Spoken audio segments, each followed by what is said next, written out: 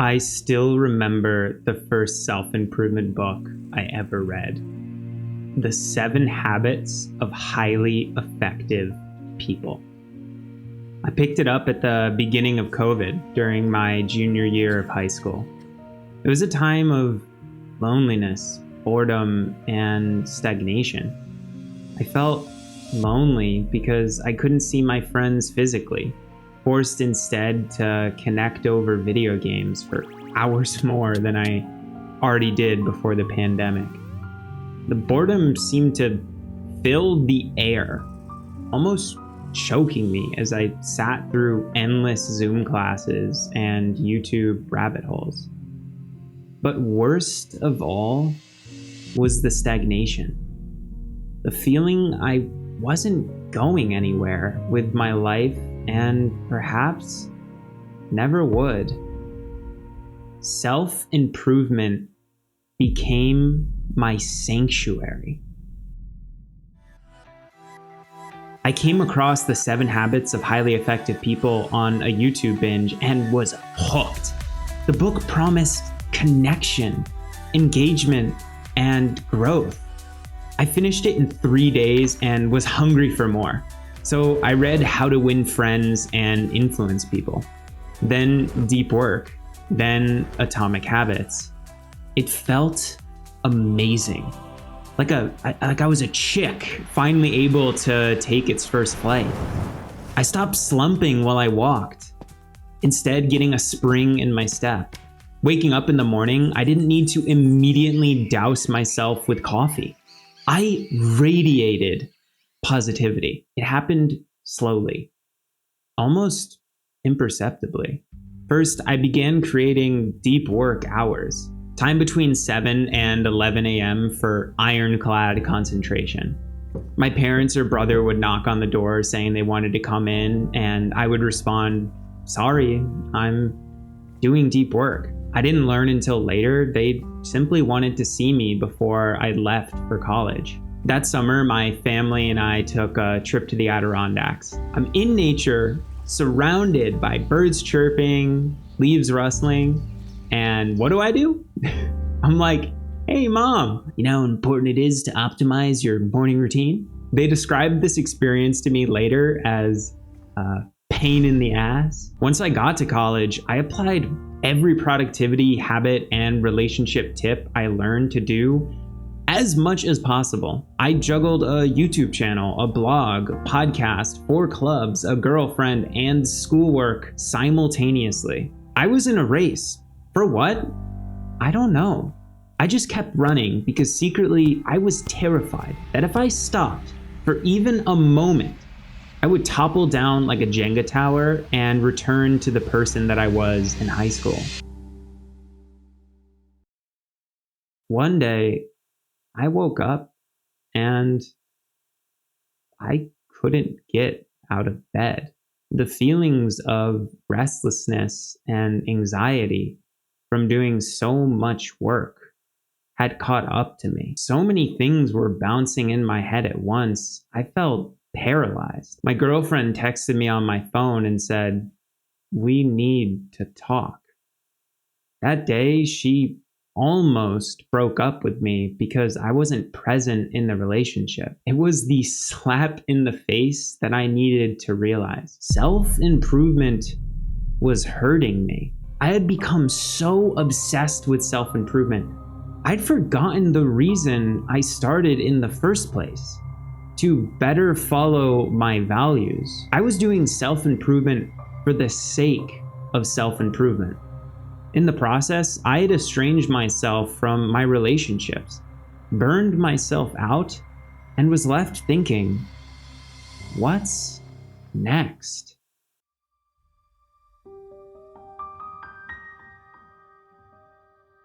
I won't lie, self-improvement has tremendous benefits.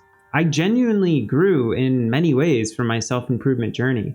I set in stone solid habits like working out at the gym, healthy eating, and getting better sleep. It gave me hope at a time where it didn't feel like there was any, and started me on my path of wanting to grow. But these positives hid the fact that I was treading on my values. And before I reveal the new path that I'm taking, self-improvement after self-improvement, I wanted to highlight some of the problems with self-improvement for self-improvement's sake.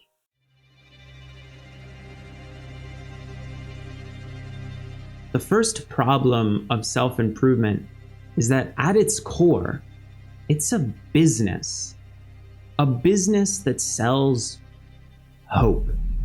While they might not all consciously do it, realize it, or mean ill by it, many people in the self-improvement space thrive on false hope. Want to unheck your life? You can do it as long as you watch this free video online. Want something more actionable? Sure, get my $99 course on the subject. That wasn't enough? Give me $1,000 and your firstborn child. Oh my God. During my journey, I bought countless books, watched stupid amounts of videos, and listened to podcasts on walks. In the bubble, it felt intoxicating. All these people encouraging each other to grow. There was hope. There was energy. You were high on life. But then, the bubble pops. The problem is, if self-improvement content actually worked, you wouldn't need it anymore. No more money for the business. If you make it, they lose income. So you keep buying. The culture of self-improvement makes you believe anything is possible. It just takes hard work. There's a word for this. Hustle culture. If it's not working, it's 'cause you're not working. Never mind that I've been creating content for almost 4 years and haven't even gotten close to a full-time income. If I just keep consuming self-improvement content, then it's bound to work eventually, right? You are trained to continuously be dissatisfied with yourself because that keeps you consuming. There I was, 5:30 a.m. wake up, run, cold shower, 4 hours of deep work, walk, read for 90 minutes, gym workout, and more. Somehow, still not being productive enough. Instead of developing from a place of abundance, you do so from a place of deficiency. You're always reaching for more, and yet never get the one thing you truly want. Enough. A second problem of self-improvement is productive procrastination. Consuming self-improvement content is one thing. Applying self-improvement content is another. The problem is the first feels so good, it often makes you skip doing the second. This is why I call it productive procrastination. It feels productive to write your goals on a sheet of paper. It feels productive to clean your room before doing an essay for class. It feels productive to, well, feel productive. Of course, I did improve while in my self-improvement phase, but a lot of time spent was procrastination in disguise. It's like playing the tutorial mission of a game over and over. You can do it for eternity, mastering the basics, just like brushing your teeth. But at the end of the day, the only way to truly learn is to venture out into the game, fail, and learn.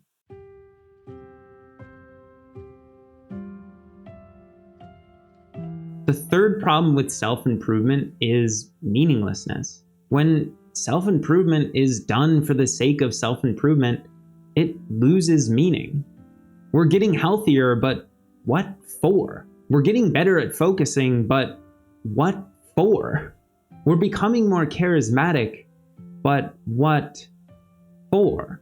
Working hard without a greater vision or underlying meaning is a recipe for burnout and estrangement from oneself and others, which is exactly what happened to me. I became more charismatic, but people felt I wasn't being authentic. One conversation, after a few minutes, the person literally asked me if I had read How to Win Friends and Influence People. I was that robotic. I distanced myself from those that I felt were closest to me just because they weren't into self-improvement. High school friendships, family relationships were damaged for years. I got better at focusing, but it led to me spending less time with my family before leaving for college. I worked in 90-minute work blocks and 20 minutes of rest like it was some divine creed. I got better at creating content, but only content that fit with the algorithm. I spent months longer than I should have creating Obsidian videos because I knew they did well, but didn't feel they spoke to my soul, and knew other people like Nick Milo were creating videos even better. Clearly, we can't just do self-improvement for the sake of self-improvement. So, what's the alternative?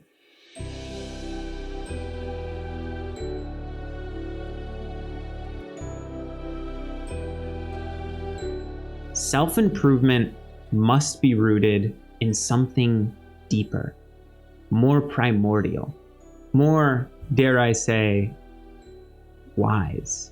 What we need is self-improvement after self-improvement. Self-actualization. Self-actualization is the process of improving oneself, actualizing it, combined with wisdom. It's impossible to fully define wisdom because it's more of a way of being than a script to conform to, but definitions can help bring clarity into a new world, like wearing goggles in the ocean. So, ladies and gentlemen, the moment you have all been waiting for, the solution to our problems with self-improvement, wisdom being the ability to use cognitive, reflective, and affective skills to properly value, prioritize, and act, balancing intrapersonal, interpersonal, and extrapersonal interests for the common human good, keeping context in mind over the short and long term while following an ecology of practices. Whew! That is a doozy. Don't worry, you don't have to remember the full definition. Just understanding in short what wisdom is going to help us tons with the latter part of this video. It's with this definition we can begin to spot the root problem of self-improvement for the sake of self-improvement. What's the point in becoming healthier, more productive, more creative if it's not done with wisdom? You'll just become more effective at not following your values. Before we go any further, I want to preface by saying that this is simply my guess of what wisdom is. I am 21. I'm no Buddha. And if I suggested I was, you should probably run away from this video as quick as possible. But after years of living and reading, I've compiled everything that I've learned about wisdom, and this is my best guess at what it is. So, with that being said, that leads us to our next question.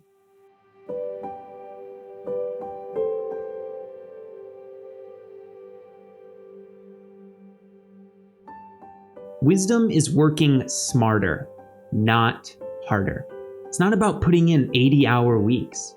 It's about figuring out the best way to spend the hours you do put in. It doesn't matter how long you sail or if you're sailing in the wrong direction. Even with a combination of hard and smart work, things might fall through. Nothing is guaranteed. Wisdom is loving yourself for yourself. Self-improvement tells you to love yourself, but only after you've bought 12 more books, gone vegan, started meditating, and joined a CrossFit gym. But has fulfilling a desire ever provided everlasting fulfillment? There's always something you can be dissatisfied with. Wisdom means actualizing yourself not from a standpoint of deficiency, but from a standpoint of abundance. Wisdom is knowing there's no quick fix or self-improvement hack. If you could become ripped by taking a pill, everyone would be ripped. The shortcut is actually the long way because it doesn't work. And the long way is actually the shortcut. Wisdom is rooting your self-actualization in your values. I become healthier to show up better for my work and relationships. I become more charismatic to foster better friendships and romantic relationships. I become more productive to help others through my content creation more effectively. Wisdom is realizing everything is contextual. You have your own genetics, childhood, skills, relationships, and more.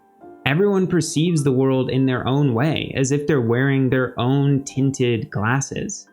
So of course you can't take someone else's advice blindly and slap it onto your life.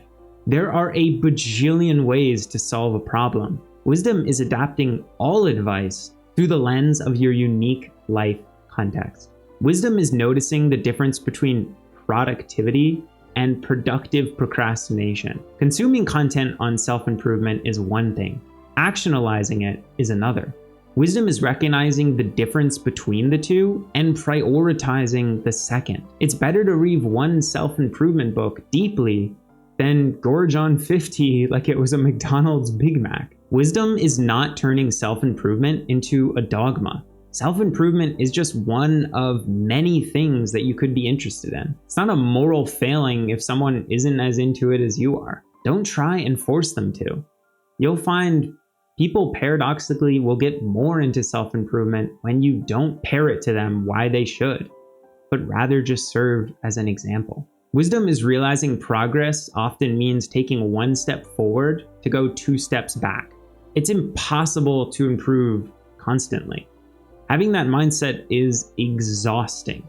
There are seasons of growth and seasons of savoring what you already have. And the ability to be at peace in the second is rarely talked about in the realm of self-improvement. All this talk about wisdom and self-actualization is awesome, but how do we actually build wisdom to self-actualize?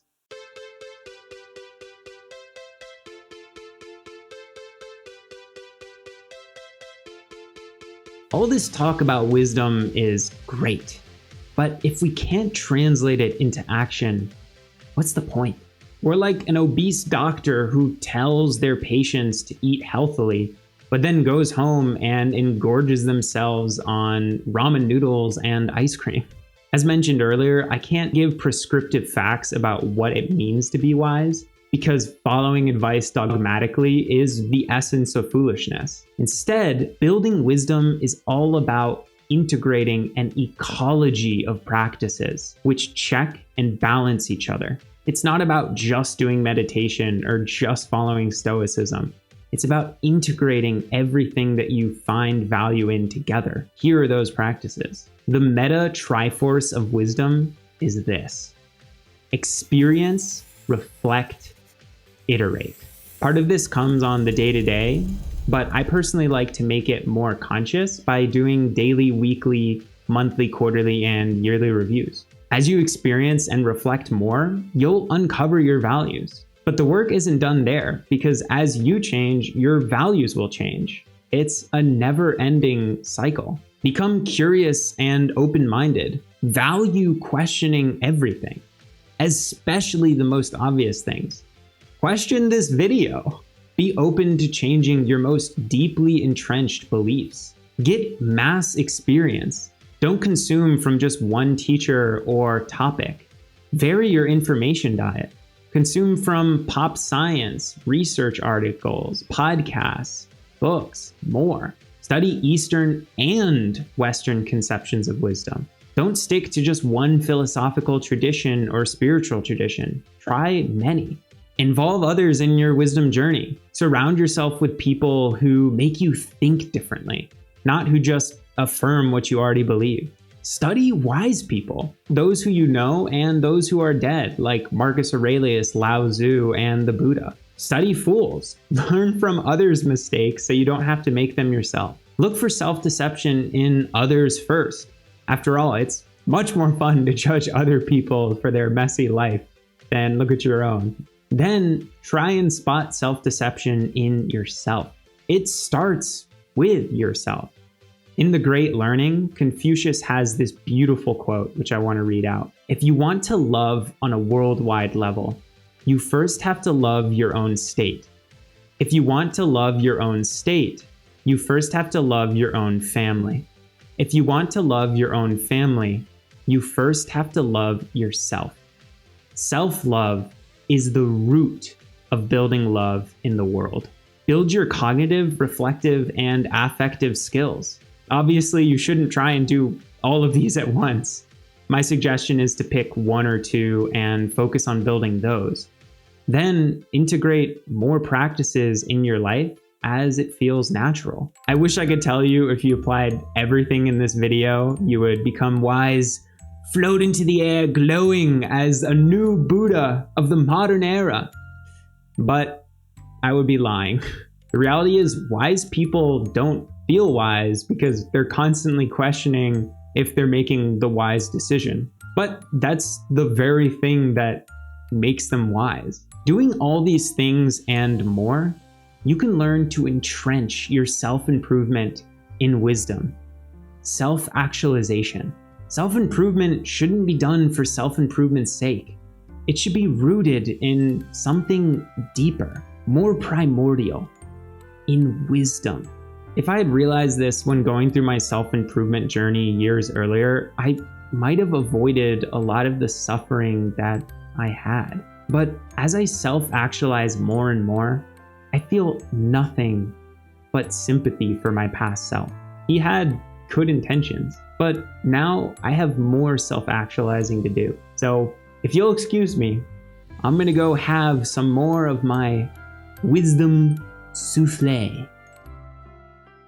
If you want a great place to start your new self-actualization journey, I suggest you check out my free course, Self-Learning Quest, that helps video gamers make self-learning outside of work and school the most fun game imaginable. It combines gamification with science-based meta-learning techniques to help you stay focused, maintain motivation, and learn faster outside work over 5 days. The average person spends 2/3 of their life outside work. Who could you be if you used even 10% of that for learning? You can find that in the description below. As always, have a fantastic rest of your day.